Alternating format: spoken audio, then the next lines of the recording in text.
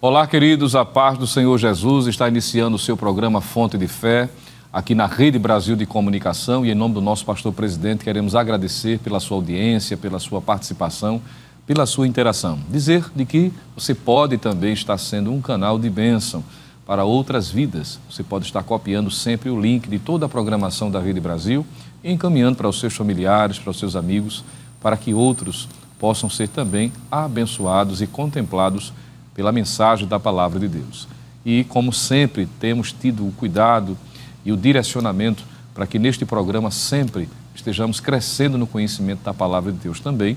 Nós queremos lhe convidar para a reflexão da Palavra do Senhor, tomando como base Isaías capítulo 45, versículo de número 22, e estarmos meditando sobre a oferta da salvação. Abra sua Bíblia, acompanhe conosco a leitura do texto sagrado em Isaías, capítulo de número 45, versículo de número 22, que assim nos diz: Olhai para mim e sereis salvos, vós, todos os termos da terra, porque eu sou Deus e não há outro. Palavras ditas pelo Senhor através do profeta Isaías, que sabemos que foi um homem poderosamente usado por Deus, através da experiência que marcou a sua vida e, como consequência desta, se tornou um instrumento de Deus para proclamar a palavra do Senhor. E entre vários assuntos que Isaías transmite através das suas profecias, através dos seus escritos, o tema principal tratado por ele é a respeito da salvação. E nós sabemos, claro, que essa temática ela é uma temática vivenciada, evidenciada em toda a Bíblia Sagrada. De Gênesis ao Apocalipse, nós encontramos Deus sempre revelando o cuidado, o desejo, o interesse de trazer livramento, de trazer salvação física e espiritual para a humanidade. Exatamente este é o significado da palavra salvação, que tanto se aplica ao livramento físico, a um livramento que Deus pode proporcionar na vida de uma pessoa diante de um perigo ou em meio a um perigo, como também trazer salvação espiritual, libertação do poder do pecado, do jugo de Satanás e da ira vindoura, que há de vir sobre todos aqueles que rejeitarem a pessoa do nosso Senhor e Salvador Jesus Cristo. E neste capítulo de número 45, versículo 22, a respeito da salvação, nós encontramos Deus ofertando, promovendo a salvação para todos quantos entenderem da necessidade de se apropriar dela. Eu digo entenderem para que se apropriem dela, porque quando nós pensamos a respeito da salvação, claro, precisa-se haver a lembrança de que a salvação é uma necessidade para todas as pessoas, ou seja, todos precisam de salvação. É o que a Bíblia nos ensina de forma muito clara e de forma repetitiva, de modo que, a partir do momento em que Adão e Eva pecaram, o que naturalmente, por serem representantes legais da raça humana, isso trouxe a necessidade geral de salvação para todo ser humano. É o que Paulo, reiteradas vezes, vai dizer quando escreve a sua epístola aos Romanos, por exemplo, dizendo que todos pecaram e destituídos estão da glória de Deus. E que, tendo um casal, vindo o pecado através de um homem, isso passou para todas as pessoas, de modo que todos carecem de salvação. Então, a primeira grande verdade que precisamos mencionar é que a salvação é uma necessidade de todas as pessoas. Todos precisam igualmente ser salvos, porque isso é uma necessidade natural de todo ser humano. A Bíblia nos ensina de que todos são pecadores. Romanos capítulo 3, versículo 9, como já mencionamos, e Romanos capítulo 5, versículo de número 12. Observe que a Bíblia nos mostra de que, em razão de todos serem pecadores e, naturalmente, todos precisarem de salvação, precisamos destacar de que a salvação provém de Deus, como sendo a fonte da salvação para todas as pessoas. Observe que em Isaías 45, versículo 22, que é o texto que nós estamos meditando, ele disse: olhai para mim e sereis salvos. Veja que ele está mostrando a fonte da salvação. Que há uma necessidade, isso é fato, todos precisam ser salvos. Mas no que diz respeito à fonte, Cristo é aquele que pode salvar. A Bíblia mostra que a salvação é uma necessidade de todos, mas no que diz respeito à fonte da salvação, ela é exclusiva. Ela está ligada diretamente à pessoa de Deus. É o que fica muito claro quando nós analisamos o texto sagrado. Observe que a Bíblia, de forma muito clara, vai nos dizer de que o Senhor é o caminho, a verdade e a vida. E ninguém vai ao Pai a não ser por Ele. Se está falando da fonte da salvação. Quando Pedro, ou seja, quando o apóstolo Paulo, quero dizer, escreve a sua primeira epístola, ele vai dizer que o desejo de Deus é que todos se salvem e que cheguem ao pleno conhecimento da verdade. Mas essa salvação só é possível por meio de Cristo Jesus. Em 1 Timóteo 2,5, ele diz que só há um mediador entre Deus e os homens, Jesus Cristo, homem. Em Atos capítulo 4, versículo de número 12, quando diante do Sinédrio está Pedro e João, interrogados pelo fato de estar insistindo em anunciar, em falar a respeito de Cristo, ele vai dizer que nenhum nome há salvação senão no nome do nosso Senhor e Salvador Jesus Cristo. Então veja que a Bíblia é categórica em dizer de que a salvação é a necessidade de todos e que este único que pode salvar é Cristo, é o Senhor, é aquele que tem a capacidade de salvar. Quanto à sua fonte da salvação, ou quanto à fonte da salvação, é Cristo. Isso é fato, isso é uma realidade. Mas um outro ponto a considerar, também aludindo a esse tema que estamos meditando juntos, é que, se por um lado a Bíblia mostra a necessidade geral, universal de salvação, que todos precisam, independente do seu status social, independente da sua tradição religiosa, independente de qualquer outra coisa, todos precisam ser salvos. E a salvação é possível em Cristo. Nenhum outro pode ser salvo, quem quer que seja. Somente Jesus pode salvar.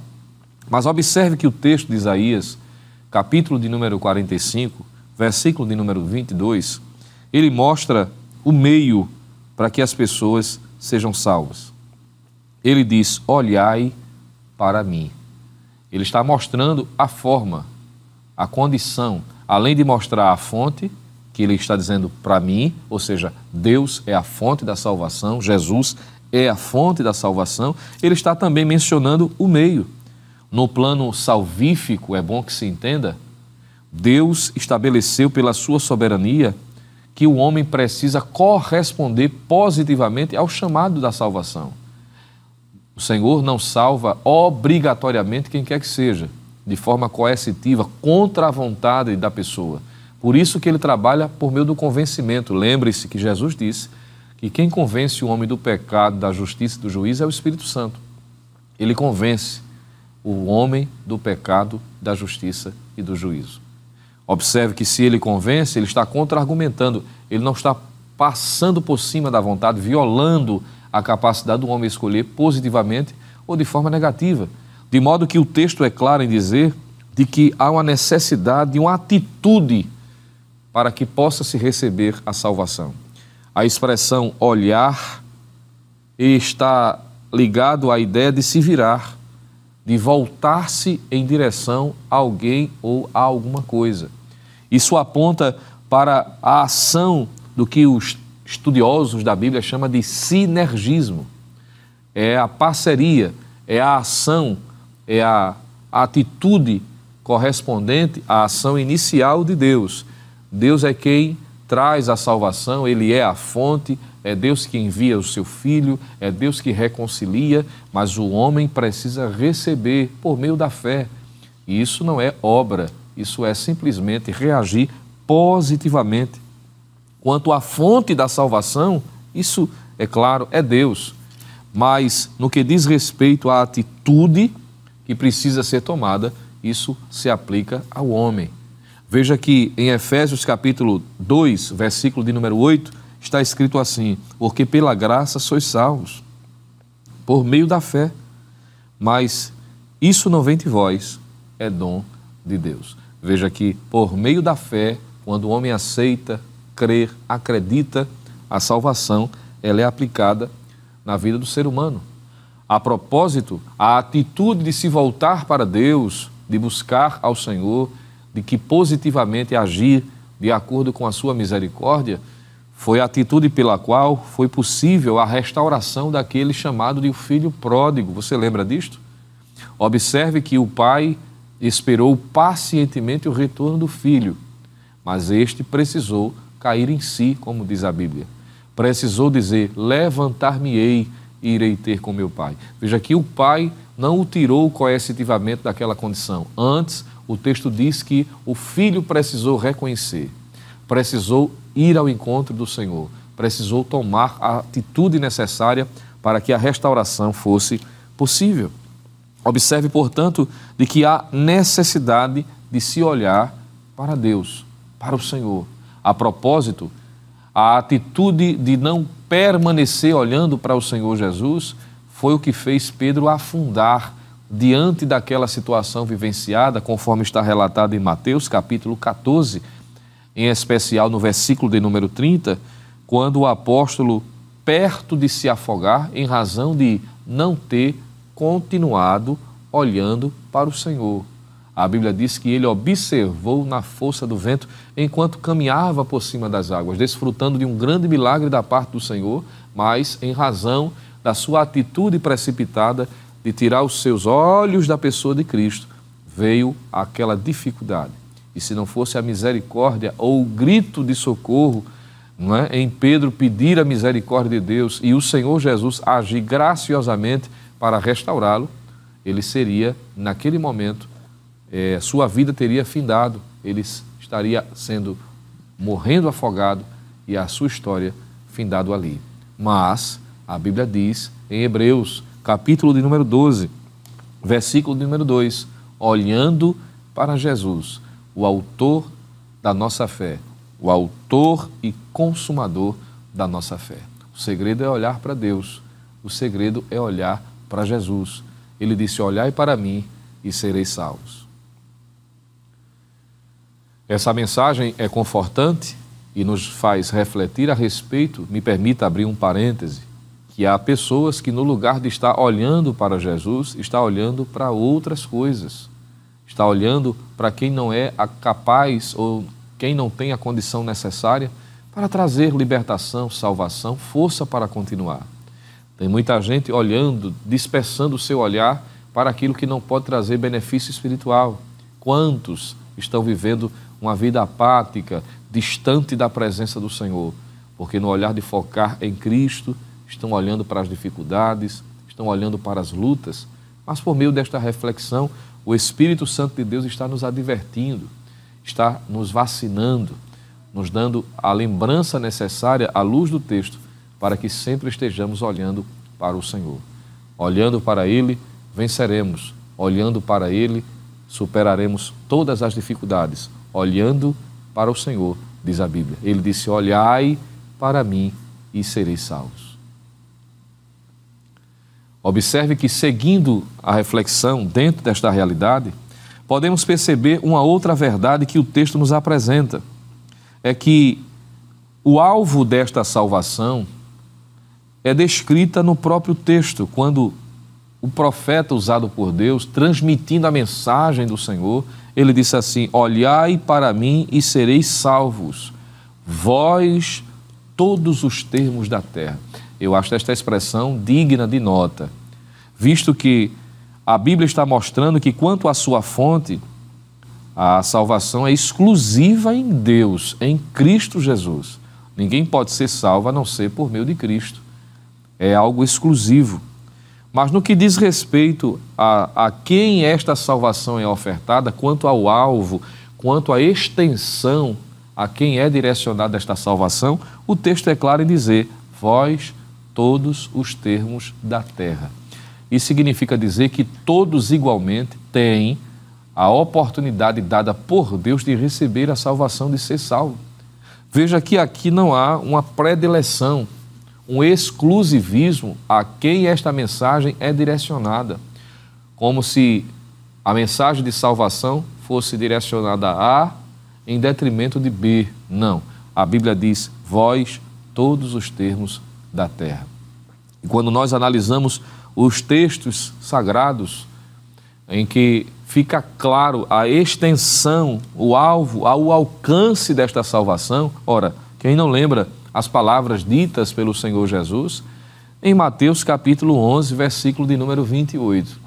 Você há de lembrar aquele convite gracioso feito por Deus, por Cristo Jesus, quando ele disse assim, vinde a mim, todos os que estáis cansados e oprimidos, e eu vos aliviarei. Veja que a mensagem é extensiva, ele diz todos. Ele não diz alguns, ele não diz alguns em especial, mas ele diz todos que estáis cansados e oprimidos, e eu vos aliviarei. Ora, se todos são pecadores, e são, como a Bíblia diz, naturalmente a salvação, quanto ao seu alcance, é proporcional à necessidade de todos. Não tem como se entender de que a salvação é necessária para todos, porque todos são pecadores, mas que ela não é destinada a todos, somente a alguns. Isso não se harmoniza aos escritos bíblicos. Isso simplesmente é filosofia humana, o que não tem puramente respaldo nas Escrituras. Pelo contrário, em João capítulo de número 7, versículo 37, está escrito pelo evangelista João, e no último dia, o grande dia da festa, Jesus pôs-se em pé e clamou dizendo, se alguém tem sede, que venha a mim e beba. Veja que ele estende o convite para todas as pessoas. Em 1 Timóteo capítulo 2, versículos 3 e 4, o que já citei de alguma forma, mas eu queria ler precisamente como diz a expressão bíblica, Paulo escrevendo em 1 Timóteo capítulo 2, versículo 3 e 4, ele diz, porque isto é bom e agradável diante de Deus nosso Salvador, que quer que todos os homens se salvem e venham ao conhecimento da verdade. Em 1 de João, capítulo 2, versículo de número 2, o apóstolo João diz assim, ele é a propiciação pelos nossos pecados, e não somente pelos nossos, mas também pelo de todo o mundo. Então, se não entendermos isto aqui como sendo o alcance geral em que a salvação é direcionada a todos, não sei mais o que é. De modo que significa dizer que Deus lhe incluiu num projeto salvífico, que Deus incluiu a todos. E observe a expressão que Paulo usou, ele quer que todos sejam salvos. E alguém pode dizer assim, mas, ora, se ele quer, porque nem todos são? É porque em sua soberania, Deus estabeleceu, como já dissemos, a atitude humana como sendo a aceitação. Logo, todos não são salvos porque todos não querem ser, porque não desejam, não tomam a sua decisão. Lembremos-nos que é um convite, é uma oferta, recebe quem quiser. E aí onde é que está? Em João capítulo 1, versículo 11 e versículo de número 12, essa decisão, essa escolha fica muito clara. Quando o evangelista João diz que ele, o Senhor, veio para os que eram seus e os seus não receberam. Mas aos que receberam, veja que há dois tipos de atitudes aqui. Mas aos que receberam, deu-lhes o poder, deu-lhes o direito de serem filhos de Deus. Então perceba que o desejo de Deus é que todos sejam salvos. Logo, nem todos são, não porque Deus não queira salvar, ou porque Deus escolheu A em detrimento de B, mas simplesmente porque atitudes são diferentes de uma pessoa para outra. Por isso que ele disse, olhai para mim. Em 1 de Pedro, capítulo 3, versículo de número 9, diante da perseguição ferrenha e de palavras negativas que os cristãos primitivos ouviam, principalmente aqueles que nutriam, que conservavam a viva esperança, ou a bendita esperança, como disse Paulo escrevendo a Tito, de que Jesus voltaria para os seus, para buscar os seus. Está escrito que o apóstolo assim se expressa, o Senhor não retarda a sua promessa, ainda que alguns a tenham por tardia, mas é longânimo para convosco, não querendo que alguns se percam, senão que todos venham a arrepender-se. Veja, portanto, que o desejo de Deus é que todos sejam salvos, que todos sejam alcançados pela salvação. Mas, repito, é preciso cada um fazer a sua decisão. Mas me permita, é que o texto também nos ensina, além da necessidade da salvação, além da fonte da salvação, além do meio para que a salvação seja recebida e a extensão ou alvo a que esta salvação é direcionada, o texto é claro em nos dizer a respeito da garantia da salvação. Porque ele disse assim: olhai para mim e sereis salvos. Veja que o Senhor está garantindo a salvação. Ele não está dizendo que a salvação é um bilhete de loteria. Ah, talvez você seja, quem sabe ao final, talvez diante de um processo natural ou religioso em que no fim vamos ver no que vai dar. Não. O Senhor disse: olhai para mim e sereis salvos. Isso é garantia. O Evangelho é garantia presente da salvação. Porque a Bíblia nos mostra de forma muito clara esta verdade. Você lembra de que Romanos 8:1, Paulo inicia o capítulo dizendo assim: portanto, agora nenhuma condenação há para os que estão em Cristo Jesus. Veja que Paulo não está conjugando o verbo no futuro, portanto será. Não, ele diz portanto agora, hoje, nesse momento, os que estão em Cristo Jesus não estão condenados. Nenhuma condenação há para os que estão em Cristo. Quando você lê texto, por exemplo, de Romanos capítulo 10, versículo de número 13, por meio desta escrita, Paulo disse: porque todo aquele que invocar o nome do Senhor será salvo. Está falando de garantia, está falando de certeza. O próprio Senhor Jesus já havia dito a respeito desta competência, desta capacidade que ele tem de fazer com que aqueles que aceitam, aqueles que recebem, desfrutem da libertação, da vida espiritual, da salvação aqui, ainda que na eternidade será plena, mas vivenciar da salvação em vida. Ele diz em João 8:36, se, pois, o Filho vos libertar, verdadeiramente sereis livres.